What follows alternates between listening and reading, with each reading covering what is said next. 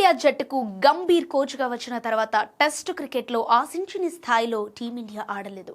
White ball క్రికెట్లో బాగానే ఆడుతున్న టెస్ట్లో సొంత గడ్డపైనే 2 సార్లు వైట్ వాష్ అవటం, బోర్డర్ గవాస్కర్ ట్రోఫీలో ఓటమితో పాటు డబ్ల్యూటీసీ ఫైనల్ రేస్ నుండి తప్పుకోవడంతో గంభీర్పై తీవ్ర స్థాయిలో మండిపడుతున్నారు ఫ్యాన్స్ మరియు విశ్లేషకులు.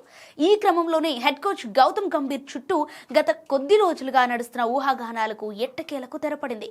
గంభీర్ను టెస్ట్ కోచ్ పదవి నుంచి తప్పిస్తున్నారని, ఆయన స్థానంలో వివిఎస్ లక్ష్మణ్ను నియమించబోతున్నారనే వార్తలపై భారత క్రికెట్ నియంత్రణ మండలి అధికారికంగా స్పందించింది.